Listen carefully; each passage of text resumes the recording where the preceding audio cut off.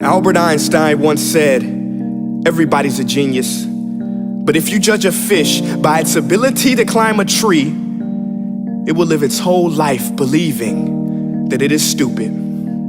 Ladies and gentlemen of the jury, today on trial we have modern day schooling. Glad you could come. Not only does he make fish climb trees, but also makes them climb down and do a 10-mile run. Tell me, school, are you proud of the things you've done? Turning millions of people into robots, do you find that fun? Do you realize how many kids relate to that fish? Swimming upstream in class, never finding their gifts, thinking they are stupid, believing they are useless? Well, the time has come, no more excuses. I call school to the stand and accuse him of killing creativity, individuality, and being intellectually abusive. He's an ancient institution that has outlived his usage. So, Your Honor, this concludes my opening statement, and if I may present the evidence of my case, I will prove it. Proceed. Exhibit A. Here's a modern day phone. Recognize it? Here's a phone from 150 years ago. Big difference, right?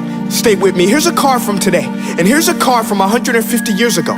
Big difference, right? Well, get this. Here's a classroom of today, and here's a class we used 150 years ago. Now ain't that a shame? In literally more than a century, nothing has changed. Yet you claim to prepare students for the future?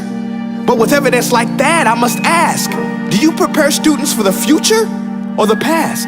I did a background check on you and let the record show that you were made to train people to work in factories, which explains why you put students in straight rows, nice and neat, tell them sit still, raise your hand if you want to speak, give them a short break to eat, and for 8 hours a day, tell them what to think.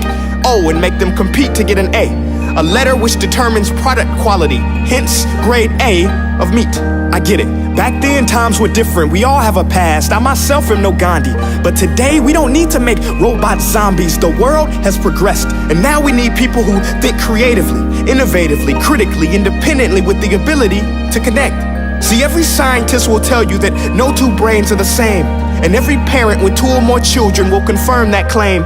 So please explain why you treat students like cookie cutter frames or snapback hats, giving them this one-size-fits-all crap. Watch your language. Sorry, Your Honor, but if a doctor prescribed the exact same medicine to all of his patients, the results will be tragic. So many people would get sick, yet when it comes to school, this is exactly what happens. This educational malpractice, where one teacher stands in front of 20 kids, each one having different strengths, different needs, different gifts, different dreams, and you teach the same thing the same way? That's horrific. Ladies and gentlemen, the defendant should not be acquitted. This may be one of the worst criminal offenses ever to be committed. And let's mention the way you treat your employees. Objection. Overruled. I want to hear this. It's a shame. I mean, teachers have the most important job on the planet, yet they're underpaid? No wonder so many students are short-changed. Let's be honest, teachers should earn just as much as doctors, because a doctor can do heart surgery and save the life of a kid, but a great teacher can reach the heart of that kid and allow him to truly live. See, teachers are heroes that often get blamed, but they're not the problem. They work in a system without many options or rights. Curriculums are created by policymakers, most of which have never taught a day in their life. Just obsessed with standardized tests. They think bubbling in a multiple choice question will determine success. That's outlandish. In fact, these tests are too cruel to be used and should be abandoned, but don't take my word for it. Take Frederick J. Kelly, the man who invented standardized testing, who said, and I quote, "These tests are too cruel to be used and should be abandoned." Ladies and gentlemen of the jury, if we continue down this road, the results will be lethal. I don't have much faith in school, but I do have faith in people. And if we can customize healthcare, cars, and Facebook pages, then it is our duty to do the same for education, to upgrade it, change it, do away with school spirit, because that's useless. Unless we're working to bring the spirit out of each and every student, that should be our task. No more Common Core. Instead, let's reach the core of every heart in every class. Sure, math is important, but no more than art or dance. Let's give every gift an equal chance. I know this sounds like a dream, but countries like Finland are doing impressive things. They have shorter school days, teachers make a decent wage, homework is non-existent, and they focus on collaboration instead of competition. But here's the kicker, boys and girls. Their educational system outperforms every other country in the world. Other places like Singapore are succeeding rapidly. Schools like Montessori, programs like Khan Academy, there is no single solution.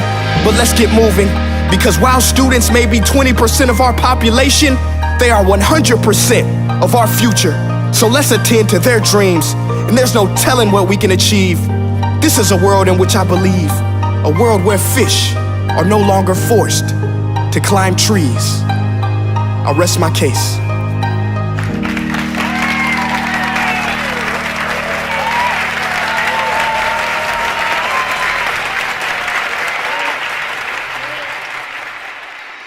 Hey guys, my name is Prince EA, and I want to say thank you so much for watching my video. But now, I want to know what you think.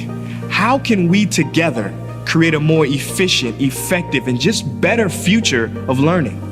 I want you to visit nestday.com/preorderthefuture and share your thoughts and ideas on the topic. Peace.